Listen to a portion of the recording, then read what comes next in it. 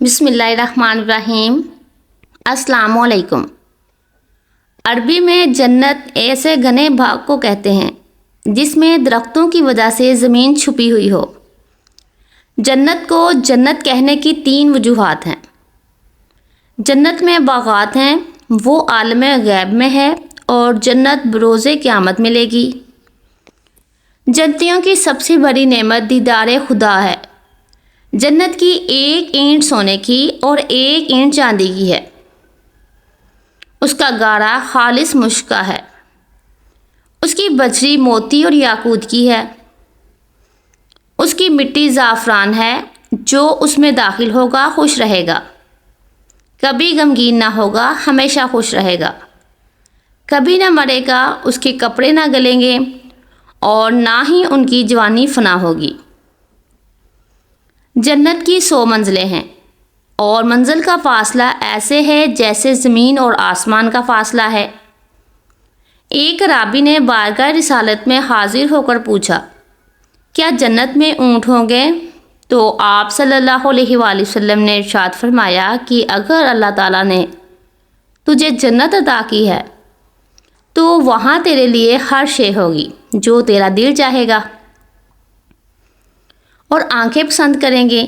اہل جنت کا قد حضرت آدم کے قد کے برابر ہوگا۔ ان کا قد 60 ہاتھ لمبا تھا اور 7 ہاتھ چوڑا تھا، تو جنت میں ہمارا قد بھی 7 ہاتھ لمبا اور 7 ہاتھ چوڑا ہوگا انشاءاللہ۔ کوہنی سے لے کر ہاتھ کی بڑی انگلی تک کو ایک شرعی ہاتھ کہا جاتا ہے، اور یہ تقریباً 18 سے 19 انچ کا ہوتا ہے۔ اس حساب سے 90 یا 95 فٹ لمبا ہو اور 10.5 سے 11 فٹ چوڑا بنتا ہے۔ اہل جنت کے جسم پر بال نہیں ہوں گے اور ان کے چہروں پر داڑھی مونچھ بھی نہیں ہوگی، صرف سر کے بال اور پلکوں کے بال ہوں گے۔ جنت میں جنتی کھائیں گے اور پئیں گے، لیکن نہ تھوکیں گے اور نہ پیشاب کریں گے، نہ پخانہ کریں گے، نہ ناک سنکیں گے۔ ایک ڈکار آئے گا اور مشک کی طرح کا خوشبودار پسینہ آئے گا۔ ان دونوں سے کھانا ہضم ہو جائے گا۔ جنتی جنت میں جمع بھی کریں گے، جس سے مشک کی طرح کا خوشبو جیسا پسینہ آئے گا۔ جنت میں ایک مرد کو 100 مردوں جتنی طاقت ملے گی۔ جنت میں جنتیوں کی عمر 30 سال ہوگی اور مزید کبھی نہیں بڑھے گی، اور یہ 30 سال قمری ہے۔ اگر انہیں سورج کے سالوں میں تبدیل کر دیا جائے تو 29 سال 1 ماہ اور 8 دن بنتی ہیں۔ اس عمر میں تو آدمی بالکل جوان ہوتا ہے۔ ایک حدیث میں آتا ہے کہ قیامت کے دن سب لوگ 30 سال کے اٹھائے جائیں گے۔ پھر اگر کوئی جنتی ہوگا تو اس کو حضرت آدم علیہ السلام کا قد مبارک دیا جائے گا، اور حضرت یوسف علیہ السلام کا حسن دیا جائے گا، اور حضرت ایوب علیہ السلام کا دل دیا جائے گا، اور عمر 30 سال ہی رہے گی۔ اور اہل جہنم کی عمر بھی 30 سال ہی رہے گی، لیکن ان کا جسم پہاڑ جتنا پھول جائے گا۔ جنت کا ایک دن دنیا کے 1000 سال کے برابر ہوگا، اور جب جنت میں رات ہوگی تو اندھیرا نہیں ہوگا، بلکہ پردے گرا دیے جائیں گے، جس سے جنتیوں کو پتہ چل جائے گا کہ اب رات ہو گئی ہے۔ جنت میں سورج نہیں ہوگا، بلکہ عرش سے ایک نور نکلے گا، جس سے جنت میں روشنی ہوگی۔ جنت میں نیند نہیں ہے، جنت میں تھکاوٹیں بھی نہیں ہیں۔ سب سے ادنی جنت کو اللہ تعالیٰ 80,000 نوکر دے گا اور 72 بیویاں عطا کرے گا۔ سب سے ادنا جنتی میں اپنی نعمتوں، باغات، تختوں اور بیویوں کو 1000 برس کی مسافت تک دیکھے گا، اور اللہ تعالیٰ کے نزدیک سب سے زیادہ کرم والا وہ ہوگا جو صبح اور شام اللہ تعالیٰ کے چہرے کی طرف دیکھے گا۔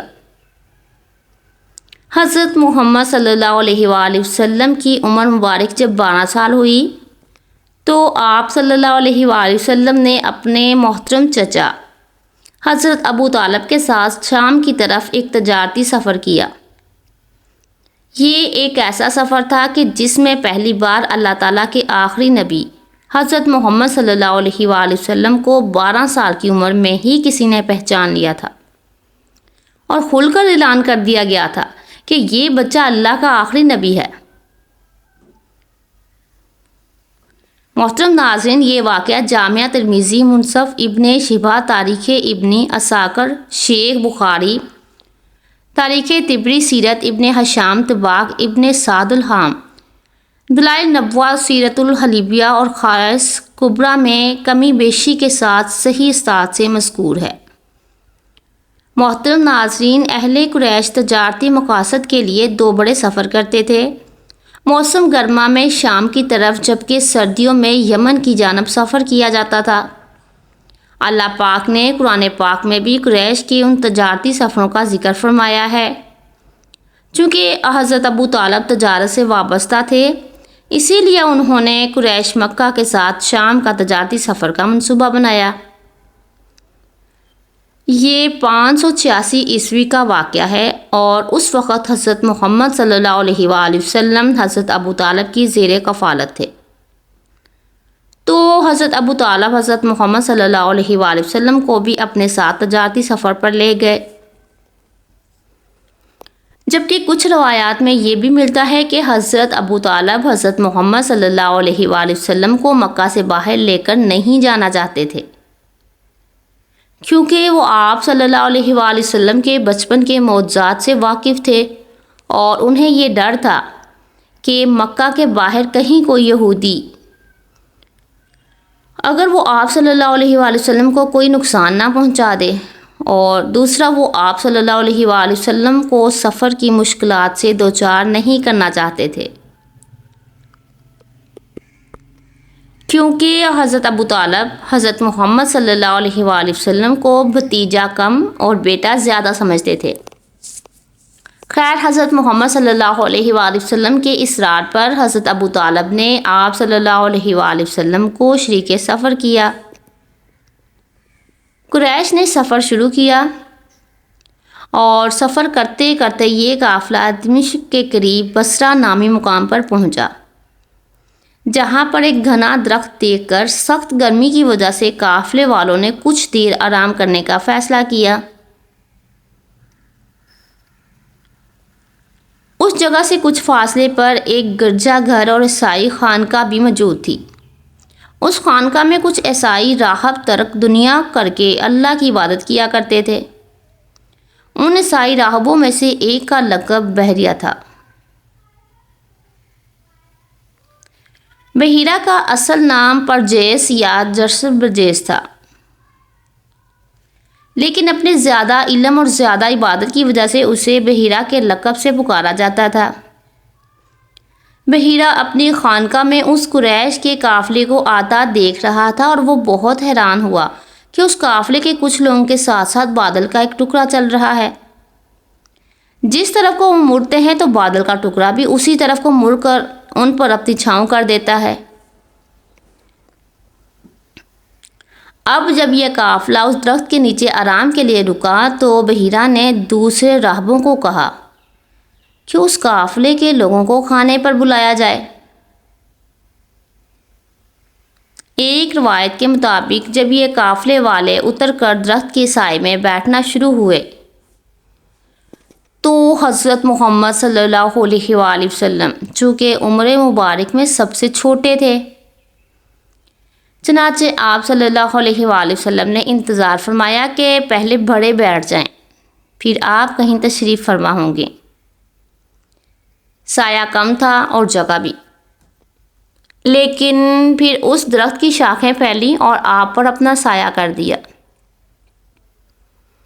بحیرہ راہب نے دیکھا تو اور بھی حیران ہوا کہ کیسے اس درخت کی شاخیں پھیل گئیں۔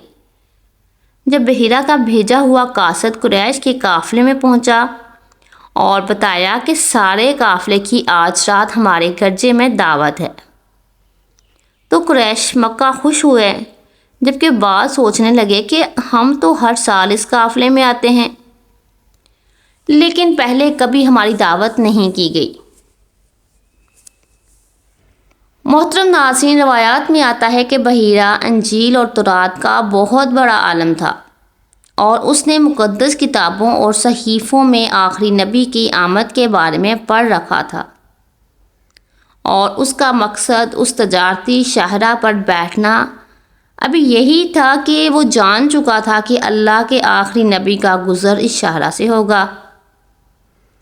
خیر، اہل قریش نے حضرت محمد صلی اللہ علیہ وآلہ وسلم اور 2 اور لوگوں کو سامان کے پاس چھوڑ کر دعوت کھانے کے لیے عبادت خانے میں پہنچ گئے۔ بحیرہ چونکہ بہت بڑا عالم تھا اور وہ آخری نبی کی نشانیاں بھی جانتا تھا، اس لیے ان نشانیوں کو دیکھنے کے لیے اس نے جب دعوت شروع کی تو اس نے اپنے خادم کو کہا کہ ان سب لوگوں کی آگے کھانے میں خود رکھوں گا۔ چنانچہ بحیرہ نے خود سب کو کھانا کھلایا۔ بہت حیران ہوا کہ ان میں تو وہ بندہ نہیں ہے جس کو میں تلاش کر رہا ہوں۔ جب سب کھانا کھا چکے تو اس نے قریش سے کہا، کیا تم میں سے کوئی ایسا بچ گیا ہے جس نے ابھی کھانا نہ کھایا ہو؟ تو وہ کہتے ہیں کہ حضرت محمد صلی اللہ علیہ وآلہ وسلم اور 2 اور لوگ جو سامان کی حفاظت کر رہے ہیں وہ رہتے ہیں۔ چنانچہ 3 لوگ یہاں سے گئے اور پھر حضرت محمد صلی اللہ علیہ وآلہ وسلم کی بھی بحیرہ کی عبادت گاہ میں داخل ہوئے۔ محترم ناظرین، اس وقت حضرت محمد صلی اللہ علیہ وآلہ وسلم کی عمر مبارک 12 سال تھی۔ جیسے ہی آپ صلی اللہ علیہ وآلہ وسلم عبادت گاہ میں داخل ہوئے تو بحیرہ نے محسوس کیا کہ عبادت گاہ میں ایک انتہائی اچھی خوشبو پھیل گئی ہے۔ سبحان اللہ! اب بحیرہ راہب کی تمام تر توجہ یہ 12 سال کا بچہ بن چکا تھا۔ اہل قریش لات اور عزا کے نام سے کھانا کھانا شروع کرتے تھے، جبکہ اس بچے نے کھانا کھانے سے پہلے لات اور عزا کا نام نہیں لیا تھا۔ اس کے بعد بحیرہ نے دیکھا کہ اہل قریش بات بات پر لات اور عزا کی قسمیں کھا رہے تھے، جبکہ حضرت محمد صلی اللہ علیہ وآلہ وسلم خاموش تھے۔ بحیرہ کو آپ صلی اللہ علیہ وآلہ وسلم کی ذات مبارک میں نبوت کے شواہدات نظر آ رہے تھے، لیکن وہ پہلے آپ سے کچھ سوالات کرنا چاہتا تھا تاکہ اس کا یقین تکمیل کو پہنچ جائے۔ بحیرہ نے نبی کریم صلی اللہ علیہ وآلہ وسلم سے کہا کہ میں تمہیں لات اور عزا کی قسم دیتا ہوں کہ جو میں پوچھوں اس کا صحیح جواب دینا۔ اس پر حضرت محمد صلی اللہ علیہ وآلہ وسلم نے فرمایا کہ میرے سامنے لات اور عزا کا نام مت لے، مجھے جتنی شدید نفرت ان سے ہے کسی اور چیز سے نہیں۔ یہ بحیرہ کے لیے ایک اور مضبوط دلیل تھی کہ بت پرست معاشرے میں آنکھ کھولنے والے اس بتوں سے کس قدر نفرت ہے۔ جیسے حضرت ابراہیم علیہ السلام کو نفرت تھی ان بت پرستوں سے، پھر بحیرہ نے حضرت محمد صلی اللہ علیہ وآلہ وسلم سے ان کی نیند اور خوابوں کے بارے میں کچھ سوالات کیے۔ بنیادی طور پر بحیرہ کو آخری نبی کی نشانیوں کا علم تھا اور وہ ان نشانیوں کو پورا کر رہا تھا۔ نبی کریم صلی اللہ علیہ وآلہ وسلم سے سوالات اور جوابات کا جب یہ سلسلہ ختم ہوا تو بحیرہ نے نبی کریم صلی اللہ علیہ وآلہ وسلم سے کہا کہ وہ ان کی پشت مبارک دیکھنا چاہتا ہے۔ تو حضرت محمد صلی اللہ علیہ وآلہ وسلم نے اس کی اجازت دے دی۔ بحیرہ نے حضرت محمد صلی اللہ علیہ وآلہ وسلم کی پشت مبارک پر جب نبوت کی مہر دیکھی تو بحیرہ کا یقین مکمل ہو گیا کہ آپ ہی اللہ کے آخری نبی ہیں۔ بحیرہ نے پھر حضرت ابو طالب سے پوچھا کہ یہ لڑکا رشتے میں آپ کا کیا لگتا ہے؟ اس پر ابو طالب فرمانے لگے کہ یہ میرا بیٹا ہے۔ راہب بحیرہ تھوڑا چونکا اور کہنے لگا کہ میرے علم کے مطابق اس بچے کے والد اس کی پیدائش سے پہلے فوت ہوئے ہیں۔ حضرت ابو طالب کہنے لگے، ہاں میں اس کا چچا ہوں، لیکن یہ مجھے اپنے بیٹوں کی طرح عزیز ہے۔ بحیرہ کہنے لگا، کہ یہ لڑکا اللہ کا آخری نبی ہے، اس کا نام اور یہ نشانیاں جن کو میں نے جانچ لیا ہے